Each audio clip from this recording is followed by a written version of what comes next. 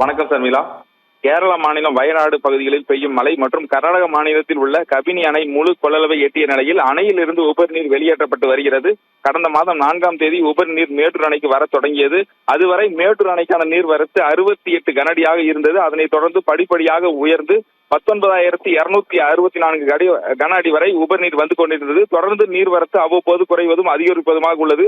இதன் காரணமாக மேட்டூர் அணைக்கான நீர்வரத்து படிப்படியாக உயர்ந்து 73 அடியாக இருந்த நிலையில் இன்றைய தினம் 80.31 அடியாக உயர்ந்துள்ளது. 3 மாதங்களுக்கு பிறகு மேட்டூர் அணை 80 அடியை எட்டியுள்ளது. ஏற்கனவே மேட்டூர் அணையில் போதிய நீர் இல்லாத காரணத்தினால் டெல்டா பாசனத்திற்கு ஜூன் 12ஆம் தேதி தண்ணீர் திறக்கப்படவில்லை. அதே போல கிழக்கு மேற்கு கால்வாய் பாசனத்திற்கு ஆகஸ்ட் 1ஆம் தேதி தண்ணீர் திறக்கப்படவில்லை.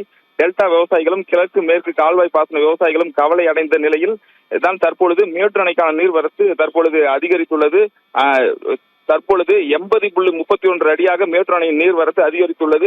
அதே போல வரும் காலங்களில் மேட்டூர் அணை 90 அடியை எட்டும் பட்சத்தில் அதன் பிறகு டெல்டா பாசனத்திற்கும் கிழக்கு மேற்கு கால்வாய் பாசனத்திற்கும் நீர் திறக்க வாய்ப்புள்ளதாக நீர்வளத்துறை அதிகாரிகள் தெரிவித்துள்ளனர். இன்று காலை 8 மணி நிலவரப்படி மேட்டூர் அணைக்கான நீர்வரத்து தற்பொழுது 7,833 கனஅடியாக நீர் வந்து கொண்டிருக்கிறது. அதே போல மேட்டூர் அணையிலிருந்து 1,500 கன அடி தண்ணீர் வீதம் வெளியேற்றப்பட்டு வருகிறது குடிநீர் தேவைக்காக.